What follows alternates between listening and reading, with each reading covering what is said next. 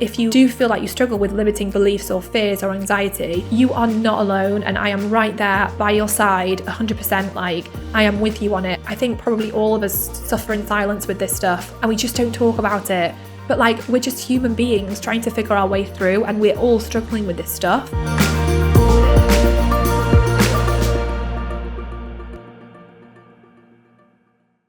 Hello! Welcome to this episode of the She Means Business show. I'm so excited you're here, and I really wanted to talk about a topic that is a bit vulnerable, but I really want to talk about it because I received a message from someone on Instagram recently, and they just said that they were feeling really, really low, and they'd watched my TED talk, and they wanted to know, like, what did I do to help me overcome my like limiting beliefs and my like negative thoughts? And they said they just felt like so controlled and kind of trapped by their thoughts. And I thought it'd be really good to do an episode on this because I feel like so many of us struggle with what goes on inside of our head.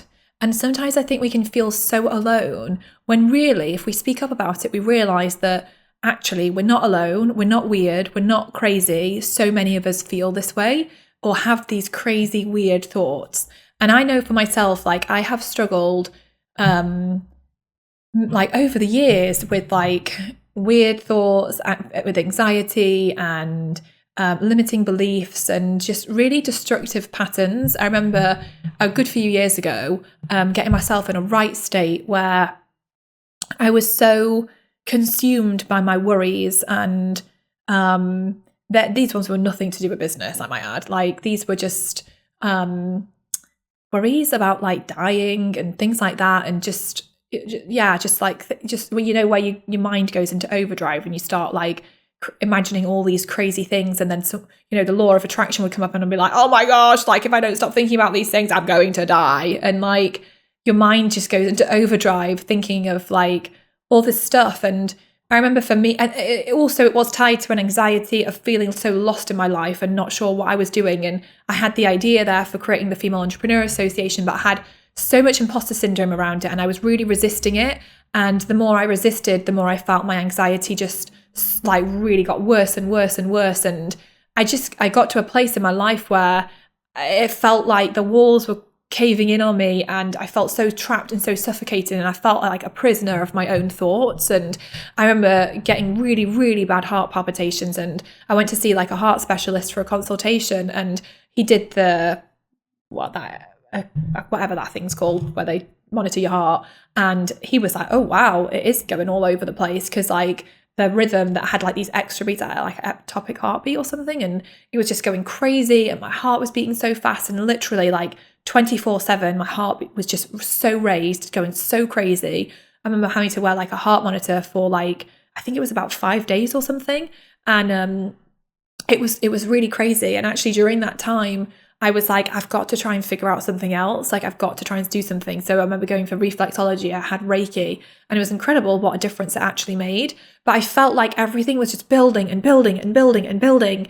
And I really worked on it. I worked on it so much and was able to really untangle myself, which at the time felt like it would be impossible, because sometimes, with our thoughts, we get to a place with them where we feel like they control us and that we are a prisoner of them, because we feel like we've given them our power. Like, we feel like we don't even have the ability to control them. Like, they're just there festering away in our heads, like driving us insane. And sometimes we feel like we don't have the ability to take control.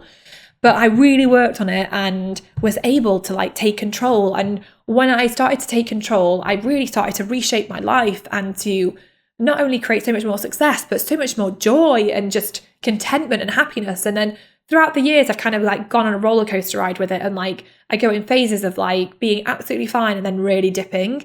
And I always notice when I dip, it's like I've gone backwards and started to pick up some really bad habits and really bad ways of thinking. And it can just get to a point where like sometimes you don't even realize you're sabotaging yourself. Sometimes you're not even blooming aware of the limiting beliefs or negative thoughts that you have festering beneath the surface. You're not even aware of them, but they're holding you back every single day. And I really wanted to talk about this. One, it's triggered because I went to a Tony Robbins event. I really enjoyed the stuff that Tony Robbins shares, and I always have. And I've never been to one of his events, so I've only ever listened to his audio programs. And Kellen, my husband, for Christmas bought me a virtual ticket to his Unleash the Power Within event, and it was last week. And I remember saying to Kellen, I'm really nervous that he's gonna get like I'm gonna have to dance in front of the computer, and it's making me feel anxious because like I just normally like hate that kind of thing.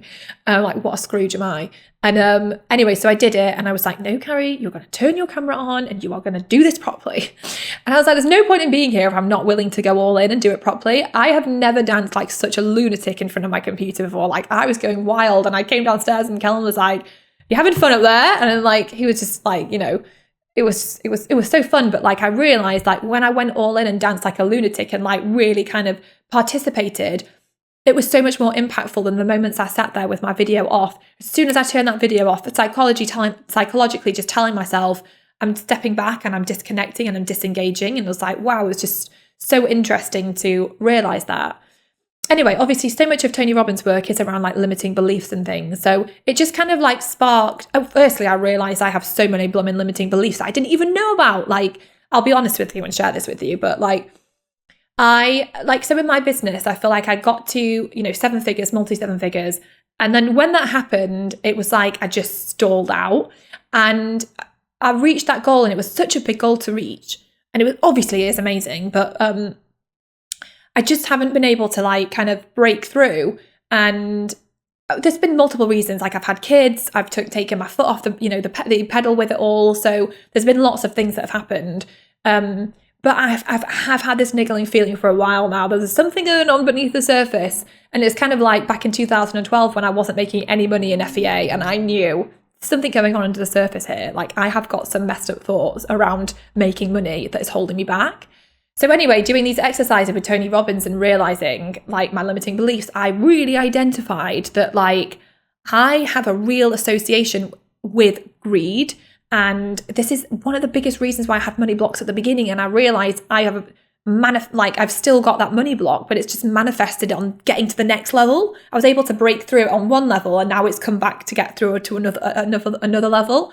And it was the idea of like, why do I need to make more money? Like, why do I need to make 8 figures? Like, why do I need to do that? Who needs that much money? And I was like, whoa, like, who needs that much money? Like, where's this coming from? And then I realized in this group, the group that I was in on the event, like, we got to write in the chat box, like, what our goals were. And someone wrote they wanted to make 100 million. And the first thought that came to my head is, who the hell needs 100 million? Like, come on. I was like, oh my gosh, there it is again. Like, there's that limiting belief rearing its ugly head. And I was like, this is insane to me, because I know logically that if I make 8 figures or if I make 100 million, it's not about me making that money. It's about what will it take to get me to make that money, and it's the impact that I can have. So essentially, me being like, I don't need to make any more money, I don't want to make 8 figures, is me saying, I don't really want to serve any more people. I don't really want to help that many more people. I don't want to really keep putting myself out there and keep shining bright. And I was like, whoa, like, this is so interesting. And so I realized, like, we've got these limiting beliefs, like, that are there holding us back. Well, I think there were some other beliefs I realized that I had during like Tony Robbins the event. What was the other one? Oh, I can't remember now. But it was really interesting recognizing that like I have these patterns that are playing in them, and that they impact on a subconscious level, because it's kind of like a default belief that I have. Oh yeah, I know what the other limiting belief was that to get to the next level of goals is terrifying. I realized I've been holding myself back because I'm afraid to go to the next level. I'm afraid of having to show up in that way. So for example, like, I've had a dream for ages to do something with more like mainstream media, like maybe doing something like on live TV, for example. And I remember one time doing like a live interview on the BBC, and my God, it was the most terrifying thing I've ever done. And so the idea, like the thought of doing it would be like really cool to make an impact to way more people. But then me physically showing up and having to do that terrifies me. Like, it terrifies, like I get scared doing like live speaking events. And so over the past few years, I've stopped doing as many speaking events because I'm like, it's scary. I don't want to keep having to put myself out there. And I realized, oh my gosh, I'm really holding myself back because I'm afraid. I'm afraid to do it. And I think I know there's so many of us who are afraid of success because we're afraid to put ourselves out there. We're afraid of like what we have to do in order to make it happen.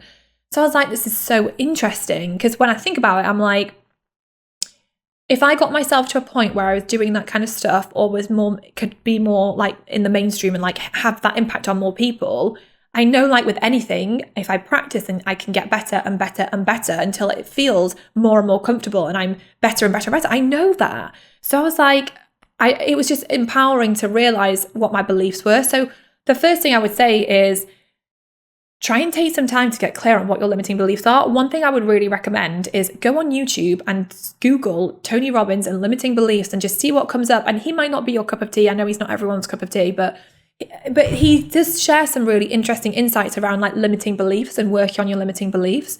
So I would really firstly do that and identify, what are your fears? What are your limiting beliefs? What are the things that make you feel really anxious, and identify them. And so for me, over the that weekend of doing that, I got really clear on what they were.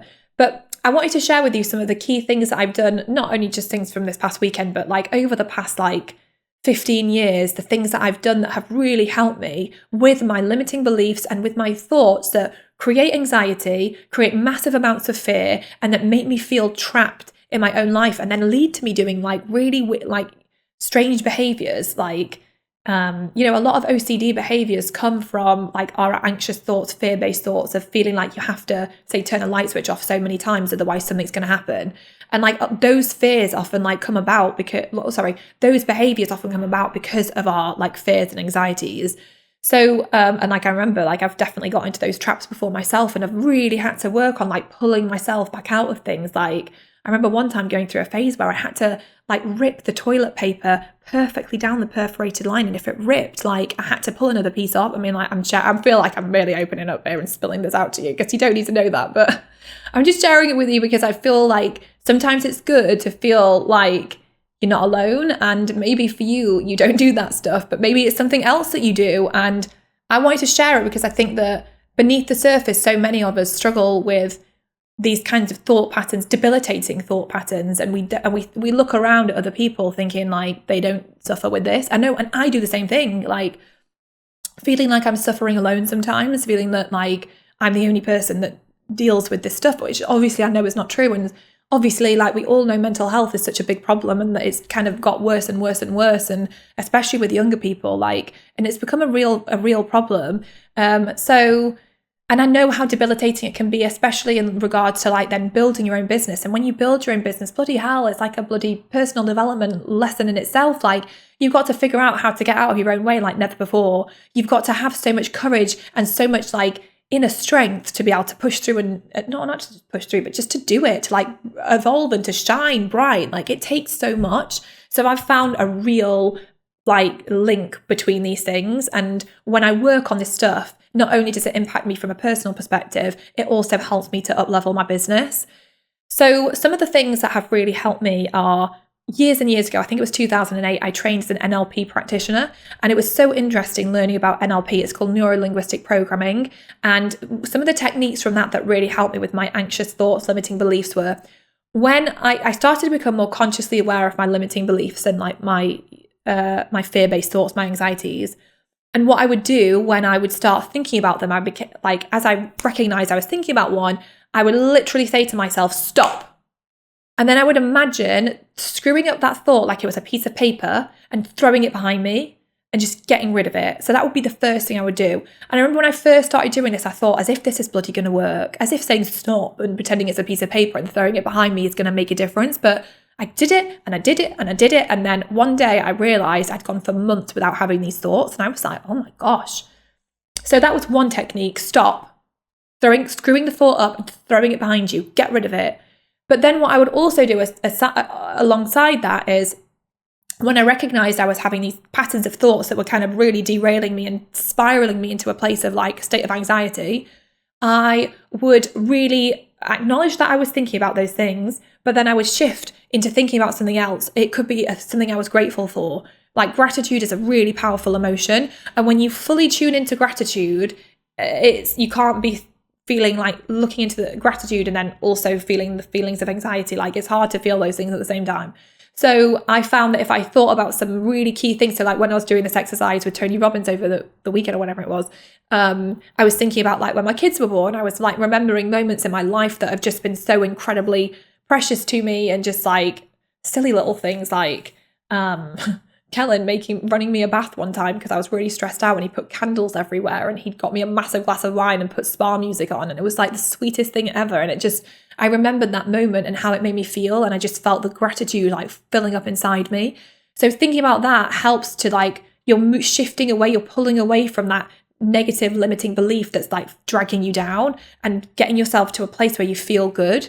And then alongside those feelings of gratitude, also visualizing amazing things happening. And you know me, if you've been listening to my podcast for any length of time, you know I bloody love visualizing.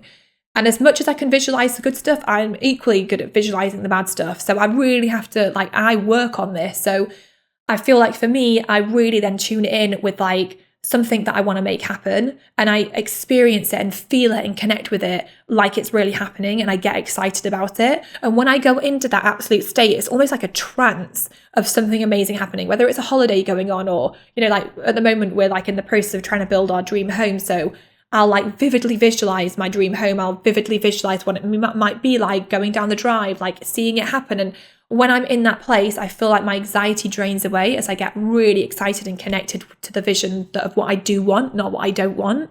So it's a more empowering space for me to be in. So really visualizing that the NLP, the stop technique, switching to feeling grateful, switching to visualizing on what you do want. Another thing is like things like EFT, emotional freedom technique, and like tapping. Like, honestly, so many of you already probably do this, but like, if you don't, go on YouTube and like search for EFT. I remember Brad Yates, I used to watch that Tap of the Morning with Brad Yates. But it's really powerful to do those things and to like work with yourself and to releasing your fears and your blocks and your anxiety. And for me, I found it so helpful. And I also work with a coach. So Michelle Simmons is who I work with, and I work with her. A friend of mine bought me a session with her in 2017, I think. And then we've worked together ever since. And I love having sessions with her and like working on myself and my crap, because if I don't, it just boils up and boils up and boils up. And then I feel like I'm a pot that's like, I feel like I'm bubbling over. Like I just can't cope. And so working with Michelle, like she hears it all from me. And I just get to like work with her, and she does like amazing exercises with me to help me on the mindset piece and like the inner work piece. And it's so powerful to work with somebody that you believe in and that you trust is incredible. So finding someone that you can work with, amazing. And then also alternative therapies, like I also have like crystal sound healing therapy, like sessions. So someone who I have the sessions with, and it's just over Zoom, and I love it. And she does her crystal singing bowls, and it's so powerful. Like I feel my energy shift. I feel the way I feel, my anxieties dissolve. And it's so powerful to have like a guided session with someone or use like crystal singing bowls. My God, if you've ever been around a crystal singing bowl, whoa, the vibration of it is unbelievable. It's incredible. So I found that really powerful. And even things like Reiki and just doing those things. So I know I just said a lot in a short period of time, but I think the most important thing is that, one, I wanted to create this episode so that if you do feel like you struggle with limiting beliefs or fears or anxiety, that you are not alone, and I am right there by your side 100%. Like I am with you on it. And I know that it's something that I think probably all of us suffer in silence with this stuff, and we just don't talk about it. But like, we're just human beings trying to figure our way through, and we're all struggling with this stuff. And for me, it's looking at not letting myself get to a place. I mean, don't get me wrong, sometimes I do spiral into like really, really low places. But then I know I'm gonna work on this. And I really like go back to all these things, the NLP, the gratitude, the visualization, working with coaches, EFT, the crystal sound healing, the Reiki, like all of the things. I mean, so breath work, like all of these things. Recently, I actually just started working with someone on biohacking because I wanted to figure out, like, from an energetic perspective, how are my hormones and my energy, how is it contributing to my level of anxiety and my energy levels and my motivation levels, and like trying to understand myself more. Like, I want to be in a peak state, like a peak performance state. I want to live my life in that state. And like, don't get me wrong, I know we all go in seasons, so it's not about not acknowledging that, but I just think there is a lot that we can do and work on that I think is important for us to share and get out there. And like, I know this, I mean, I've probably missed loads of things that I do, and there's loads more things. I mean, I talk about this a lot in my book, She Means Business, but I think that it would be so cool actually for those of you to share, tag me on Instagram or something, or leave a comment on the blog post of this,